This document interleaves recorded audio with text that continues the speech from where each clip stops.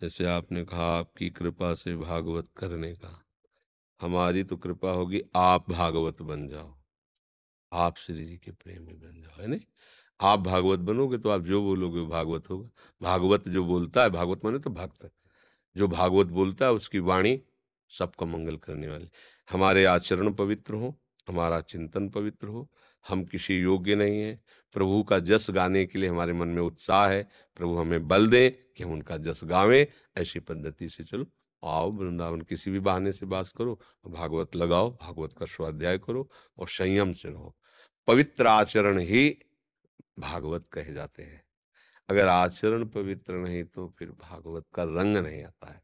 और हमें ही स्वाद नहीं मिला तो हम दूसरे को टेस्ट क्या दे सकते हैं कि भाई देखो जरा चख के, हम ही ने नहीं लिया स्वाद। तो हमको खुद इस मार्ग में परिपक्व होना है, क्योंकि ये प्रवचन करना बहुत खतरनाक खेल है। जिसे इसको सरल माना जाता है ना, बहुत खतरनाक खेल है। क्या?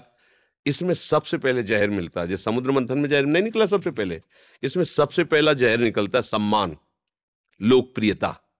सम्मान लोकप्रियता मिली, स्थिति है नहीं, भ्रष्ट हो जाता है। जहां गिरा विषयों में कुछ शांत, सब गए। अब बस एक नाटक चलता रहता है। इसलिए हमें ये ध्यान रखना है कि हमारे गुरु को गाली ना मिले, हमारे इष्ट को कोई न कहे, हमें ऐसे जीवन बनाना है। हम कहते हैं कि अगर धन की चाह हो तो फिर और कार्यक्रम कर लेने चाहिए, फावड़ा चला के कमा लेंगे। अंदर हमारे अंदर अगर क्षमता नहीं है कि अब समाज में बैठ कर के जितेंद्रीय रह पावे, देखो खुली बातें हैं, क्योंकि आप हमारे बच्चा हो। जब हम चर्चा करते हैं भगवान की तो उसका प्रभाव होता है प्रियता, क्योंकि भगवान आकर्षणकारी होते हैं ना, तो लोग हम पर श्रद्धा करते हैं, हमें प्रणाम करते हैं। माताएं बहनें भाई बहन सब एक प्रिय नजर से देखते हैं, क्योंकि भगवान का जस गायक है।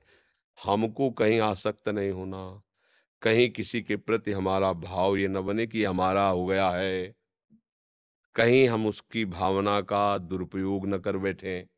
अगर ये सावधानियां रहेंगी तो भागवत का रंग आ जाएगा, और अगर ये सावधानियां हटी तो फिर व्यभिचार का रंग आएगा।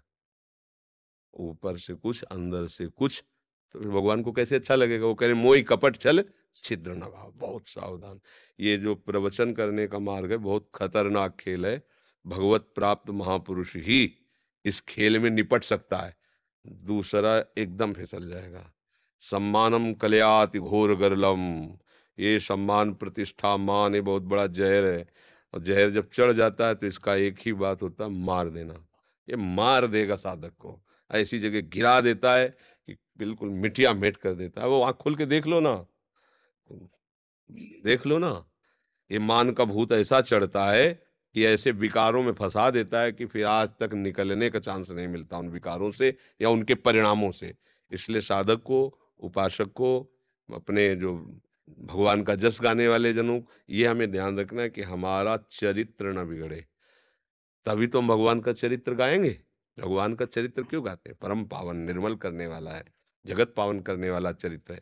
तो हमें अपने भी चरित्र पर ध्यान देना है कि कोई हमारा ऐसा चरित्र कहीं भी ऐसा ना हो कि हमारे चरित्र पर कोई अंगुली उठा दे। और खूब नाम जप करो, श्री जी का जस गाओ, यही जीवन है हमारा। ठीक है।